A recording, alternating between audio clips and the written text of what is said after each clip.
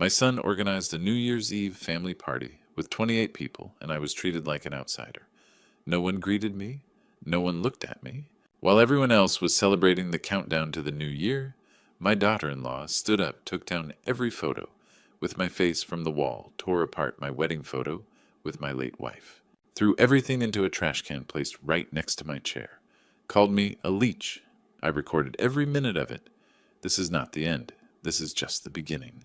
Before I tell you what happened next on that New Year's Eve, drop a comment below and let me know where you're watching this from. I want to know how far this story reaches, because what happened to me could happen to anyone anywhere. My name is Chris Morgan. I'm 72 years old, and the night my life finally snapped in half started with a New Year's Eve family dinner I never asked for. My son Brandon called 3 days earlier, said it was time to bring the family together before the new year. 28 relatives, his house in Beaverton, Sunday, December 31st, 7 p.m. I should have known something was wrong when I walked in and no one looked at me. 28 people, cousins, aunts, uncles, in-laws, Brandon's co-workers, Amber's sister, Brittany, her friend Ashley, my grandson Justin standing in the corner staring at the floor. Not one person said hello. I stood in the doorway, rain dripping off my coat, and waited for someone to acknowledge I existed. Nothing. Brandon walked past me to the kitchen without a word. Amber smiled at someone across the room. Justin looked at me once, guilt written all over his face, then looked away. I sat down at the table, the only empty chair, right next to a metal trash can. That should have been my second clue. Dinner was pot roast, mashed potatoes, the kind of meal Dorothy used to make on New Year's Eve before she died. I wondered if Amber had done that on purpose. Wondered if she knew it would hurt. No one spoke to me. Conversations happened around me, over me, through me, like I was a piece of furniture, like I wasn't even there. Then Amber stood up. She walked to the wall where Brandon had hung a dozen framed photos, family pictures, vacations, holidays, graduations. She pulled down the first one, a photo of me and Justin at his 10th birthday party. She looked at it. Then she dropped it into the trash can next to my chair. The sound of glass cracking. She pulled down another. Me and Dorothy at the coast. Into the trash. Another. Me and Brandon when he was 7. Into the trash. One by one, she pulled down every photo with my face in it and threw them away, while 28 people watched in silence. Then she picked up the last one. Our wedding photo. Me and Dorothy. 50 years ago. The day I promised to love her for the rest of my life. Amber held it up, looked straight at me, and tore it in half. She dropped both pieces into the trash can. Then she turned to the room and said loud enough for everyone to hear, "Chris is not family anymore. He's a burden, a leech. And he owes us $38,400 for every meal every night, under our roof every second we've wasted keeping him alive." I sat there, rain-soaked, silent, watching my son stand in the doorway doing nothing. Justin looked like he wanted to cry. No one else moved. Amber smiled. "You're not family, Chris. You're a debt." I stood up, slowly, my legs shaking, and I walked out the front door into the New Year's Eve rain without my coat. 28 people watched me leave. Not one person followed. I stood on the driveway, rain soaking through my shirt, and I realized something I'd been trying not to see for 3 months. This wasn't just about money. This was about erasing me. They'd been drugging me, isolating me, stealing from me, and tonight was supposed to be the final humiliation, the moment I gave up. But here's what they didn't know: I'd been recording everything. The camera hidden in my coat pocket had just captured every second of what they did, and this wasn't the end. This was just the beginning. The room they'd given me used to be storage. Narrow window, neighbor's fence outside. I locked the door and stood there listening. The house was quiet. Brandon and Amber were downstairs, voices murmuring, probably congratulating themselves. I pulled the camera from my jacket and sat on the bed. My hands weren't shaking. 3 months of practice will do that. I opened my laptop, the old one I'd told them didn't work, plugged in the camera, watched the footage download. Amber tearing pictures, her voice saying I owed them money. Brandon sitting like a stone. I copied the files 3 times. Laptop, SD card taped under the desk drawer. Cloud storage, Eugene's account, not mine. They'd been checking mine for months. 4 months ago I started feeling wrong, not tired, something else. Mornings felt like fog. I'd forget conversations from the day before. Amber would ask if I'd taken my pills, and I'd stare because I didn't remember what pills. "It's your age, Dad," Brandon said. "You should rest. We'll take care of things." So I rested. The fog got thicker. Then one morning I woke early, came down before anyone else. Amber had already poured my orange juice, set it on the counter like she did every morning. I poured it down the sink, made coffee instead. By noon my head felt clearer, clearer than it had in weeks. I tested it the next day, drank the juice. 30 minutes later, couldn't keep my eyes open. By evening, couldn't remember lunch. Day after that, I skipped it, clear as a bell. That's when I knew. I'm a retired electrician. 40 years running wire through walls installing security systems. I called Eugene, asked him to order 2 nanny cams, shipped them to his house. He didn't ask questions. I installed the first one in my bedroom, inside a photo frame on the shelf. The second in the kitchen, hidden in a broken wall clock. Brandon kept meaning to throw it out. Never did. Then I made a choice. I kept drinking the juice. Not all of it. I'd pour half down the sink when nobody was looking, but enough to keep up the act, and I pretended. Asked Amber the same question twice. Forgot what day it was. Shuffled when I walked. Squinted at the TV. For 3 months I played the part, because I needed them to feel safe. Needed them to keep talking. Needed footage. Now I had 90 days of it. Brandon crushing pills into my juice. Amber and Brandon talking late at night about getting power of attorney signed before I got suspicious. Amber hiding my mail. Brandon saying, "We need to make him easier to manage." Amber speed things up. He's not going to last forever. I watched it all, frame by frame. Every lie, every smile, every time they called me Dad while they poisoned me. There was a knock at the door, soft, hesitant. I minimized the window and stood. When I opened the door, Justin was there, 15 years old, holding an old flip phone like contraband. "Grandpa," he whispered, "you need to call Aunt Michelle, please, before they—" He stopped. His eyes shifted past me to the laptop. The screen I hadn't closed all the way. Paused footage. His father's hand, a pill bottle. Justin's face went white. "You knew?" he breathed. "This whole time?" I nodded. "How long?" 3 months. "And you just let them?" "I needed proof," I said. I needed them to think they were getting away with it, so they'd keep doing it, so I could show everyone exactly who they are. His hand tightened around the phone. I wanted to tell someone. I didn't know how it was. "You're here now," I said, "and I need your help. I need to make sure everyone else knows too. My name is Chris Morgan. I'm 72 years old. And the afternoon I stopped being alone started with a 15-year-old kid handing me a $20 flip phone. Justin stood in my doorway holding it like contraband. "Cash," he said. "No one knows. I took it. Why are you helping me?"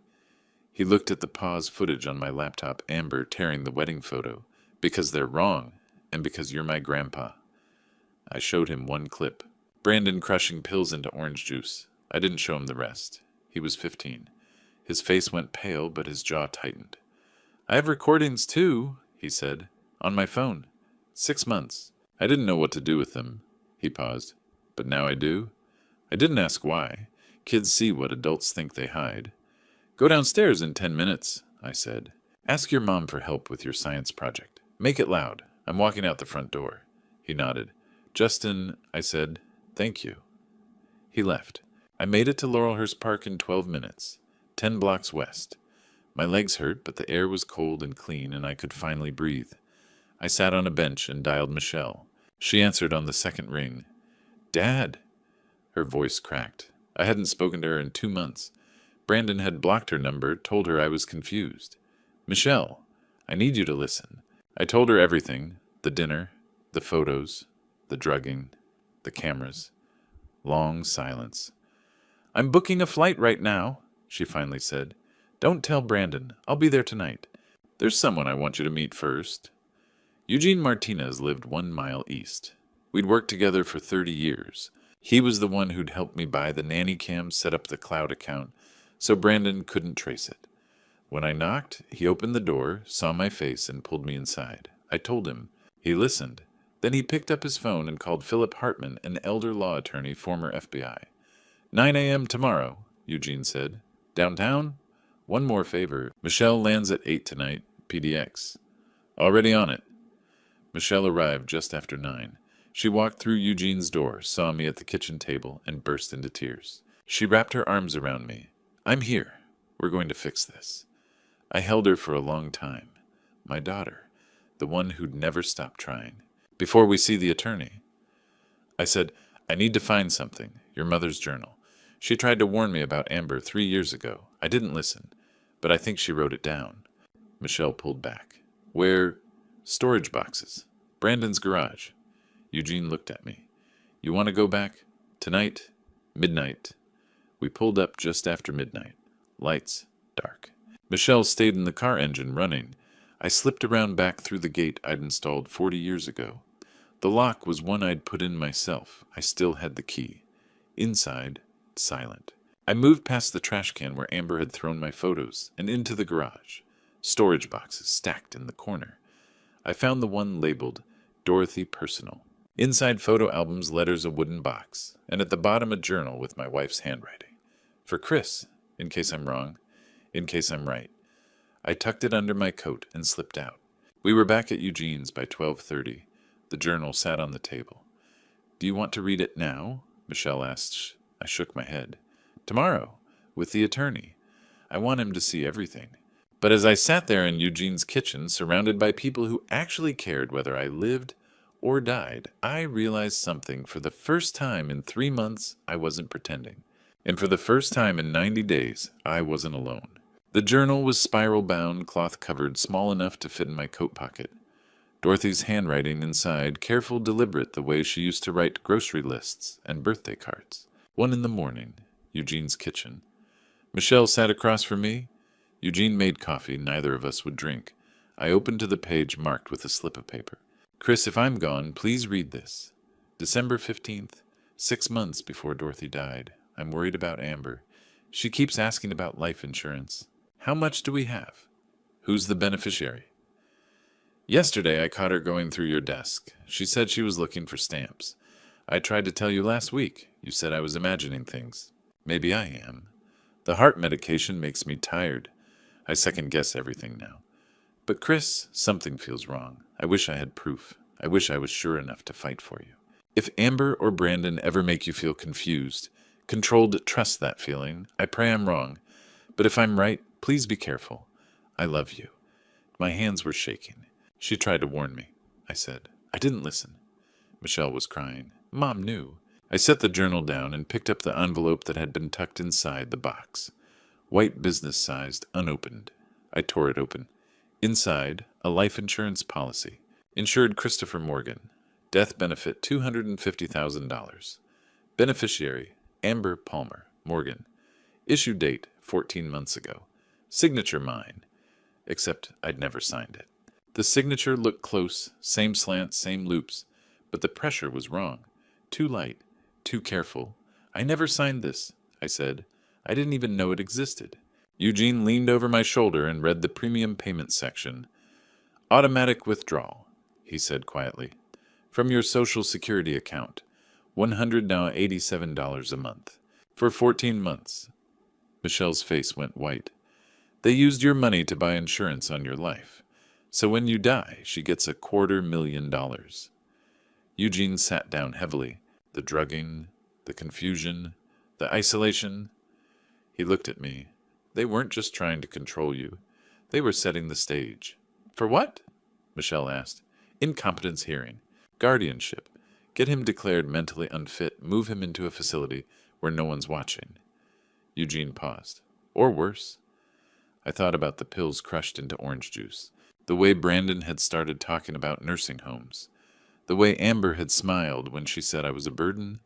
250,000 reasons I was worth more dead than alive. Michelle stood up. We're calling the police. Right now. No, I said. They both stared at me. We're calling the attorney first. Philip Hartman, 9 a.m. We do this right. We build the case. Then we call the police. Eugene nodded. Smart. I've been pretending to be confused for 3 months, I said. I can pretend for 6 more hours. At 7 a.m. We walked into Philip Hartman's office.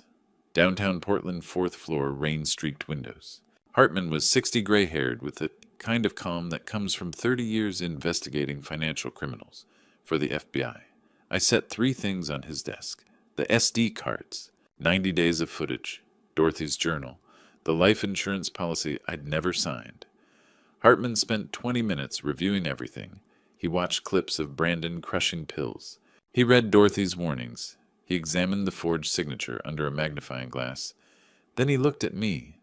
"Mr. Morgan," he said quietly, "this isn't just elder abuse. This is conspiracy to commit fraud, guardianship fraud, identity theft, and based on the drugging and the life insurance, conspiracy to commit murder." The room went silent. Michelle's hand found mine. "We need to call the police," Hartman said. "Right now." He picked up the phone. And for the first time in 3 months, I felt something I hadn't felt since the night Dorothy died. Hope. Detective Sarah Martinez watched the footage in silence. 90 days compressed into 40 minutes. Amber tearing photos. Brandon crushing pills into orange juice. The dinner where 28 people watched me get erased. When it ended, she looked at me. "Mr. Morgan, I need you to go to the hospital. Toxicology screen. We need proof of what they put in your system." 3 hours later, the results came back. Benzodiazepines. In my blood, my urine, my hair follicles. I'd never had a prescription. "This is felony elder abuse," Detective Martinez said. "We're opening a criminal investigation." That same afternoon, investigator Rebecca Ellis from Pacific Northwest Community Credit Union pulled Amber's employment records. Client complaints, irregularities with elderly accounts, small discrepancies that had been flagged but never followed up on. Attorney Hartman filed identity theft reports with the FTC and froze every account in my name. The walls were closing in, and then on day 4, Amber struck back. Michelle's phone rang at 10 in the morning, a woman's voice calm and professional. "This is Adult Protective Services. We received a report that Christopher Morgan is being exploited by his daughter." Michelle went pale. The caller continued.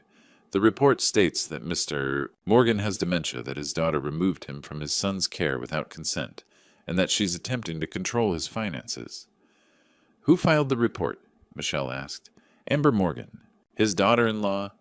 Michelle's hands were shaking when she hung up. "She's accusing me," she said. "She's trying to make it look like I'm the one abusing you." I wasn't surprised. Predators always attack when cornered. "Let them come," I said. "I have nothing to hide." Social worker Janet Rodriguez arrived the next morning.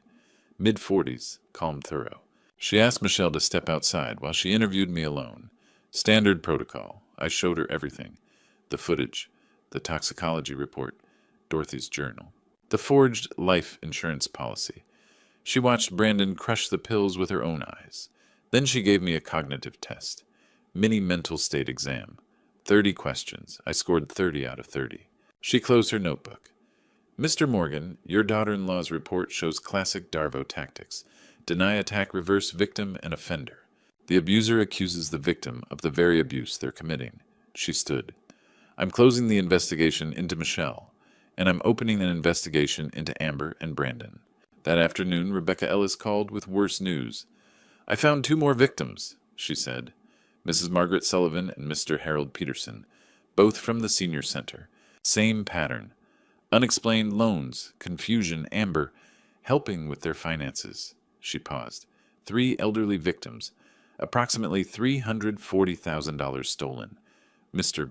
Morgan, this isn't isolated. This is predatory." I sat down slowly. 3 people, 3 families, 3 lives stripped bare. And Amber had done it all with a smile and a loan application. That night, Brandon called Eugene's number. I don't know how he found it. I didn't answer. He left a voicemail. His voice was shaking. "Dad, please. We need to talk. Amber's saying things, planning things I didn't know about. There's a life insurance policy I swear I didn't know. She said it was to protect you. Dad, please call me back. I think I'm in too deep." I listened twice. Then I saved it. Because even if my son was drowning, he'd chosen to swim in that water, and I wasn't a lifeguard anymore. 2 weeks after the dinner, 10 days into the official investigation, Justin sent Michelle a message on social media. "I need to see Grandpa. I have something he needs." Michelle arranged a meeting at a coffee shop downtown. Public. Safe. Justin walked in carrying his backpack like it weighed 50 pounds. His eyes were red. "Justin," I said, "are you okay?" "No," he said quietly. "I haven't been okay for a long time." He pulled out his phone. "I've been recording them," he said, "for 6 months. I knew something was wrong. The way they smiled when you got confused." He opened a folder labeled Dad and Mom Private, 43 audio files. "I didn't know what to do with them," he said, "but now I do." He played the first one. Recording 1. 3 months ago. Amber's voice sharp. "Is he confused enough yet?" Brandon quieter. "I don't know. He's still asking questions. Give him more. Double the dose if you have to." "What if he gets really sick? Then we get power of attorney faster. Either way, we win." Michelle's hand covered her mouth. Justin played the second recording. Recording 2. 6 weeks ago. Amber again. "The life insurance premium cleared." Brandon hesitated. "Do you really think that was necessary?" He's 72. "How much longer?" 5 years. 10. "That's 250,000 we're waiting on, unless we speed things up." "Speed things up how?" "Memory care unit, nursing home. Once he's declared incompetent, he goes in. Those places, people don't last long." My chest tightened. They'd been planning to warehouse me.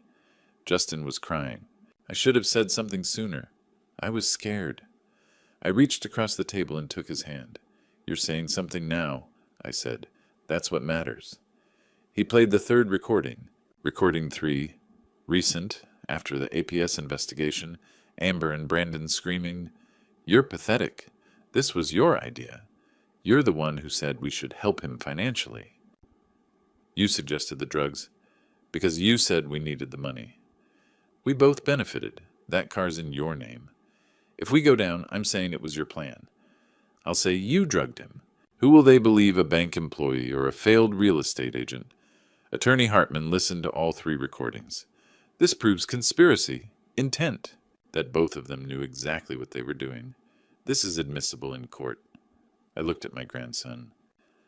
"Justin," I said carefully, "if this goes to trial, you might have to testify against your parents. Are you ready for that?" He didn't hesitate. "They stopped being my parents when they did this. Yes, I'll testify." Michelle leaned forward. "You can live with me, Justin. When this is over." His eyes filled with tears. "Really? Really? We're family. Family protects each other." Hartman gathered everything. My camera footage, Justin's recordings, the toxicology report, Dorothy's journal, the forged insurance policy, statements from Amber's other victims. He put it all in a 3-inch binder and drove to the district attorney's office. 2 hours later, he called. "Mr. Morgan," he said, "the DA is filing criminal charges, multiple felonies for both of them. They'll be arrested within 48 hours. I exhaled. Finally. "But there's something you should know," Hartman continued. "We just got word from the credit union. Amber withdrew $50,000 in cash yesterday, and this morning she didn't show up for work." My blood went cold. "Mr. Morgan, I think she's running, and we need to find her before she disappears." 48 hours after the DA filed charges on a cold Wednesday morning in January, the countdown ended. At 6 a.m., police knocked on Brandon's door. He answered in his pajamas, eyes hollow. "Brandon Morgan, you're under arrest for elder abuse, drugging identity theft fraud, conspiracy forgery, and financial exploitation of a vulnerable adult. 8 felonies. They cuffed him on his front porch while neighbors watched. Ashley Bennett filmed it. The video spread across local social media within the hour. Inside, police searched for Amber. Her clothes were gone, passport missing, drawers open. She'd been planning this.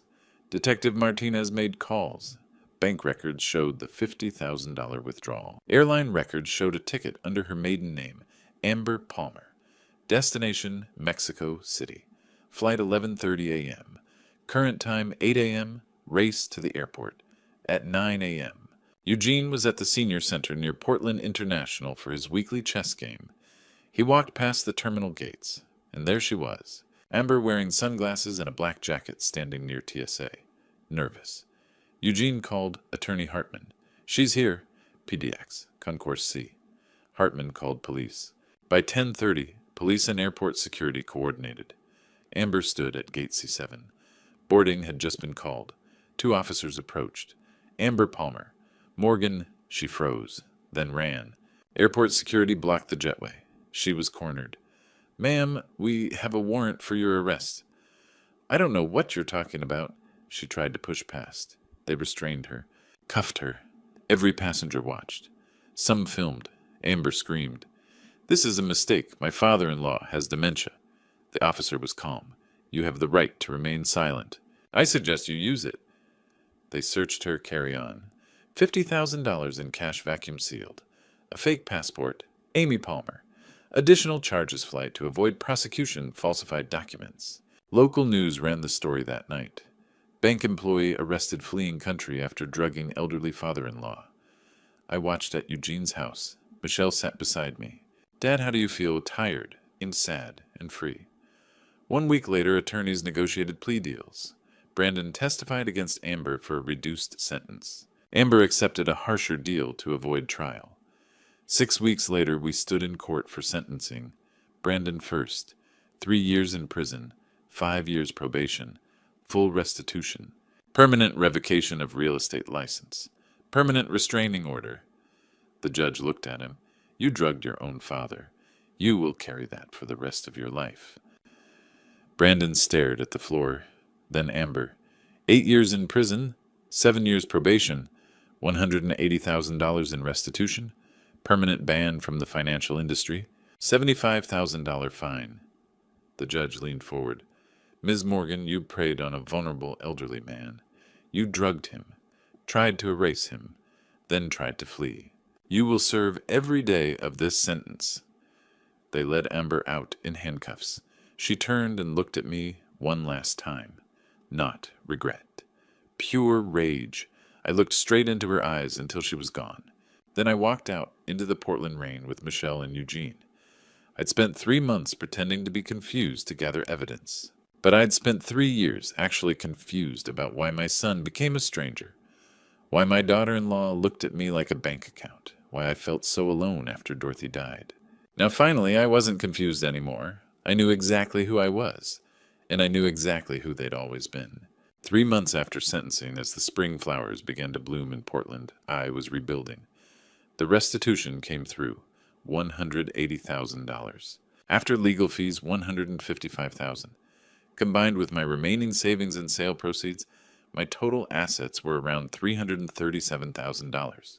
My credit was restored, the fraud markers removed. I existed again.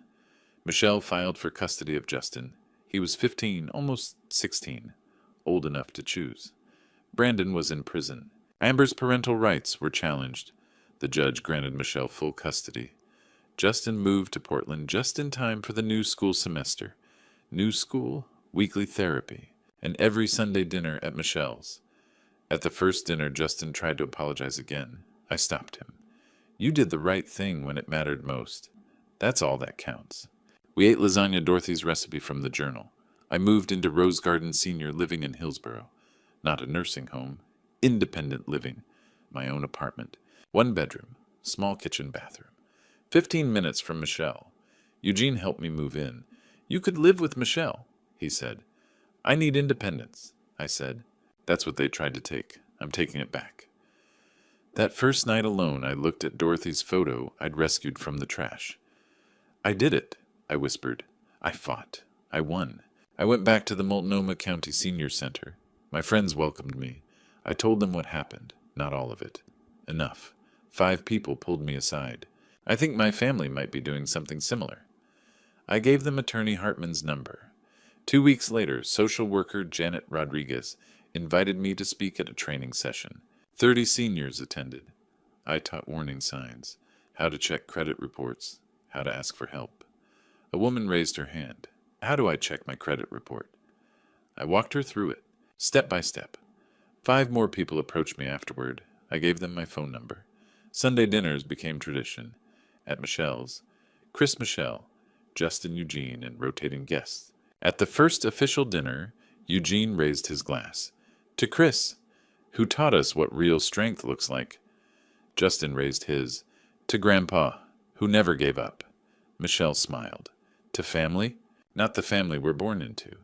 The family we choose." I looked around the table. This was what family felt like. A week later, a letter arrived. Prison mail. Brandon's handwriting. I stared at it. My hands shook. Michelle saw. Do you want to open it? I don't know. Maybe someday, she said. Or maybe never. That's your choice, Dad. And that's the whole point now. It's your choice. I put the letter in a drawer, unopened, because she was right. For the first time in years, everything was my choice. Where I lived, who I saw, what I did with my time. And I chose this helping other seniors spending time with people who loved me and living every day the way Dorothy would have wanted. Brandon could wait. Or he could write 100 letters. Either way, I was done letting him control my life. 1 year after the New Year's Eve dinner that changed everything, I stood in front of 30 seniors at the Multnomah County Senior Center and told them how to fight back. Check your credit reports, I said, 3 times a year. Free. Look for accounts you didn't open. A woman raised her hand. What if my son says he's just helping, then ask to see the paperwork? I said. If he's really helping, he'll show you. This was my life now. Eugene and I co-founded the Elder Justice Coalition. We started with 5 people. Now we had 22. A local news station ran a story about me. They asked why I did it. If my story saves one person, then telling it is worth it. Adult Protective Services asked me to help train new caseworkers. I said yes. Justin came with me every Saturday. He was 16 now. Thriving, he taught digital safety for seniors. Mrs. Margaret Sullivan thanked him last week. I caught my son trying to access my account because of what you taught me. Sometimes Justin asked, do you ever think about Dad? I told him the truth. I think about the boy he used to be, before greed changed him. In December, I finally opened Brandon's letter. I sat alone on a bench overlooking the Willamette River and read it. Dad, I don't expect forgiveness. I don't deserve it. I didn't recognize the man I became. None of it excuses what I did. I chose money over you. I'm just writing to say I'm sorry. Justin seems happy with Michelle and you. That's how I know I failed as a father. I folded the letter and stared at the river. Forgiveness. Not now. Maybe never. Maybe someday. But I didn't hate him anymore. That New Year's Eve, exactly 1 year after the dinner, we held an anniversary celebration at Michelle's. Celebrating freedom. Michelle raised her glass. To Dad, who walked out of that dinner and survived. Eugene raised his. To Chris, who showed us strength, has no expiration date. Justin raised his. To Grandpa, who taught me integrity. Janet smiled. To Chris, who changed how we train workers. I stood emotional. I thought I'd lost everything, but I found all of you. After dinner, I stepped outside. Raining. Michelle joined me. I was thinking about Mom, I said. She tried to warn me. She also taught me to trust myself. That's what saved me. She'd be so proud. I paused. I read Brandon's letter last month. And I'm not ready to respond. Maybe never. And I'm okay with that. I don't owe him forgiveness. I owe myself peace. And I finally have it. Brandon was in his 2nd year of prison. Amber in her 1st of 8. The lessons I taught now. You are not a burden. It is never too late to fight back. Real love wants your independence, not control. Family isn't always blood. Speaking up is strength. Turning on the lights is freedom. My name is Chris Morgan. I'm 73 years old. Retired electrician, widower, grandfather, friend, advocate. Still here, still fighting, still free. Looking back at my family story, I want to share what I've learned through this family betrayal. Don't be like I was ignoring the warning signs because you're afraid of conflict. Don't ignore your gut when something feels wrong. Don't let shame keep you silent. I almost lost everything because I wanted to believe the best in people who'd stopped seeing me as a person. Here's what this family story taught me. Trust isn't about blood. It's about who shows up when you're at your weakest. When I had nothing left, God put Eugene in my path. When I felt most alone, God gave me the courage to install those cameras. When I wanted to give up, God sent Justin with those recordings. The biggest lesson from my family betrayal. You are never too old, too tired, or too broken to fight back. Your life has value. Your voice matters. And asking for help isn't weakness. It's wisdom. God didn't save me from the storm. He walked me through it. And on the other side, I found a family I chose, not one I was born into. If my family story resonates with you, if you've experienced family betrayal, or know someone who has, please leave a comment below. Share this story. Subscribe to the channel so we can keep shining light into dark places together. Your story matters,